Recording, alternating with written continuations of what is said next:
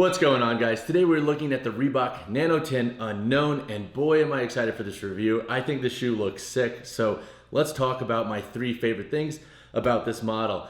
Number 1, you can rock this shoe on a day-to-day basis. So I like how my Nano X fit, I like how they feel, but they're not my go-to when it comes to just wearing a shoe on a day-to-day basis that I can also train in. This model covers both of those boxes. I can rock these with jeans and they actually look pretty dang sick, and I am a big fan of the mid-cut higher ankle support of the shoe. So when it comes to just overall aesthetics on a day-to-day basis, I think this shoe is a hit. The second thing I like about this model is that despite having this upper material, it doesn't feel overly heavy. So sometimes high top models can get a little bit bogged down by extra material, but Reebok kept this pretty light and pretty breathable. Up here in the front, we have like a mesh that does stretch a little bit. It's breathable. So it is a lighter weight model despite being a higher cut on the ankle. So when it comes to just overall feeling during your workouts, the shoe doesn't feel over encumbering. The third thing I like about this model is that if you've ever tried a Nano 9 or 10, the last is very similar. So you don't really have to think a lot about the sizing and so forth. You can already assume it's going to be stable and comfortable when doing different forms of workouts. So my 3 favorite things about this model is number 1, it looks great on a day-to-day basis and when training. Number 2, it's not overly heavy despite having a higher ankle support. And number 3, it's stable and it feels and fits similar to a Reebok Nano 9 and 10. All right, so 2 potential issues I could see other folks having with this model is number 1, the price. So the price for this model right now is around $150 USD. That is more expensive than your newer cross-training models. Now I will say this is a proprietary model. You are paying to have kind of that exclusive look. This is very different than your traditional Nano. So if you like a higher cut shoe like myself, then I think the price can be justified. Plus this puppy performs well in the gym and it looks good on a day-to-day basis. The second con I could see folks having is just the higher cut. If you don't like having extra material around your ankle and you don't like high top shoes, then stay away from this model. You're probably not gonna like how it fits and feels, but if you do like high top shoes, I do think you're gonna love this model. So those are my 2 potential cons. Overall, the shoe performs really well and I have nothing to bash on its performance because it is very similar to a Nano 10, but those 2 things I could see as cons for other folks. So when it comes to sizing and fit for this model, I think you should be pretty safe staying true to size. If you've ever worn a Nano 9 or 10, go with the same size you wear in those models. This shoe fits pretty true. Now note, since it does have a higher ankle support, it might feel a little tighter at the start. However, I think you should be safe going true to size. If you are somebody who does have to half size down for Reebok, then that might be worth considering. But for most, true to size will be the answer. All right, so as mentioned before, the price of this shoe is $150 USD. That is pretty expensive for a training shoe. So my advice is if you're going to invest in this model, I would say try to pick a color scheme that you can rock on a day-to-day basis. Basically get the most out of this shoe that you can since you are investing a little bit more. If you like a high top shoe, then I think the price is well justified because there's not a lot of great training options out there that do have high top options. So it's more expensive, but if you like that proprietary high top feeling, then I think the price is justified. All right, so now let's chat on performance of the Reebok Nano X Unknown. Now I did a bunch of different tests in this model: lifting, more plyo work, more of your like agility focused work, and then some shorter runs. I didn't do longer runs in this model. I'm not trying to run a lot in a high top training shoe that isn't designed for a lot of running. So if you're looking to do long distance runs in this model, I'm not gonna be the guy to answer that question for you. Now, what I will say is that when I did test this model, I compared it a lot to the Nano 10. Obviously because Nano 10 Unknown, Nano 10, very similar in nature when it comes to the midsole and outsole. So let's talk about lifting first. From a lifting point of view, this shoe is just as stable as the Nano 10. So when it comes to supporting yourself under weight during different movements, this shoe is gonna be fantastic at doing so. Same exact midsole and outsole construction as the Nano 10 itself. So you can expect a very similar feeling when it comes to stability in this model when you're lifting.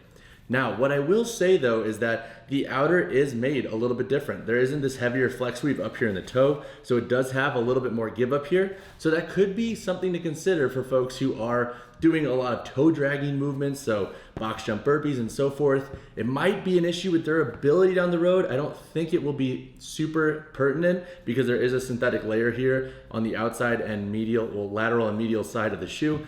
So I don't think it's going to be a huge issue, but I'm curious to see what folks experience using this shoe for long durations of months and maybe a year, and seeing how it looks after that time compared to the traditional flex weave on the Nano 10.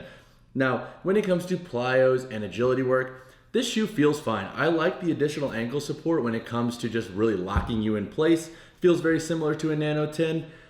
If you don't like to train in a high top shoe, then I could see like being very agility focused or jump focused during your workouts as maybe being problematic, but really the outer here on the top is pretty lightweight and pretty maneuverable. So I don't think you're gonna have a lot of issues from a more plyometric agility focused workout standpoint. And overall, I think it does perform pretty dang well because again, decently lightweight, has a little bit of flex up here, so it doesn't feel super encumbering on the foot. Now, with shorter runs, I capped out at a mile in these shoes just because, again, not trying to run a lot in this model because it's not designed to do a lot of long-term or long-distance running for that matter.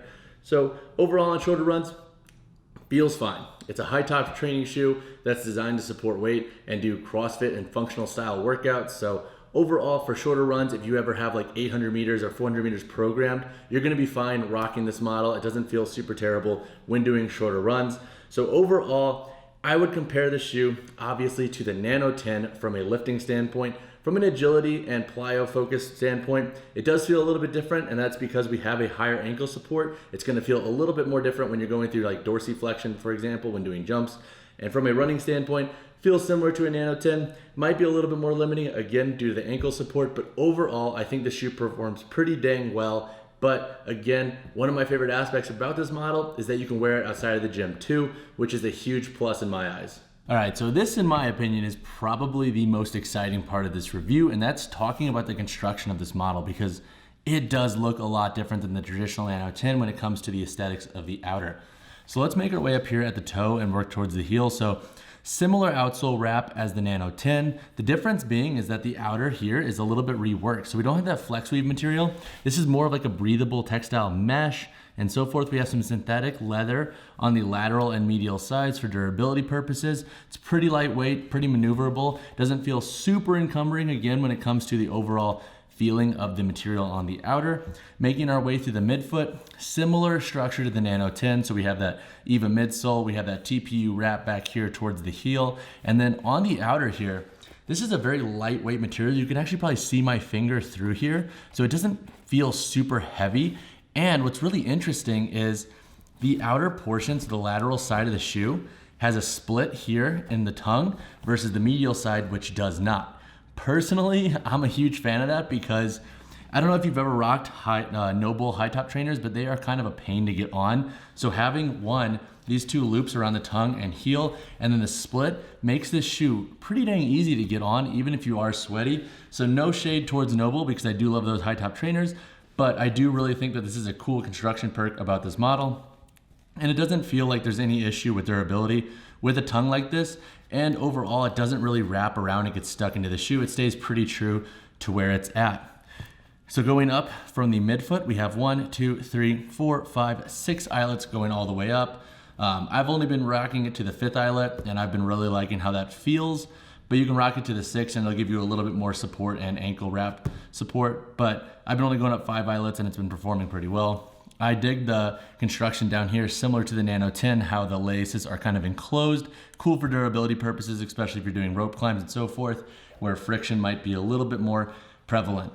Making our way towards the heel. So we have this cool, I think, reworked heel construction back here, as opposed to the Nano 10 that has, or traditional Nano 10 that has more of like this more leather focus that goes right into the TPU. We have kind of a split right here, which is cool. A little bit of extra padding back there to really lock that heel in.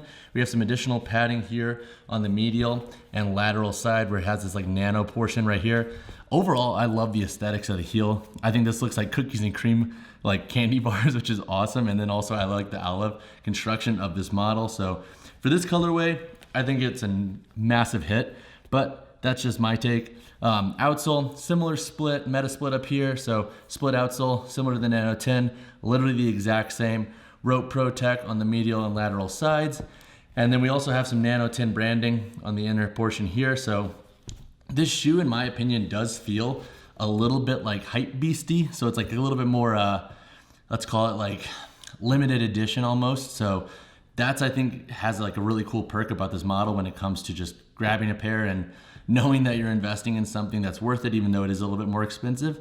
So overall, I think those are the biggest construction callouts. Thicker laces throughout. Cool thing for it, I think, providing a little bit additional stability. And we have these loops here, as I've already mentioned, for pulling that shoe on. But overall, those are the big construction callouts here. I think Reebok did a really cool job, or a really great job for that matter, at building a shoe that is similar in nature to what they have already when it comes to performance, but provides a really cool and interesting aesthetic to a previous.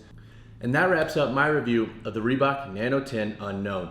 Overall, I am a fan of this shoe. It performs similar to the normal Nano 10, but it has aesthetics that allow you to rock it on a day-to-day basis with pants and so forth, and it looks freaking awesome. If you have any questions on this model, drop them in the comments below. It is a little bit more expensive, so ask whatever you have before you decide to invest, and I'll help you out as much as I can. And as always, guys, drop a like, drop a subscribe. I'll see you guys in the next one, and I appreciate you. Have a great day.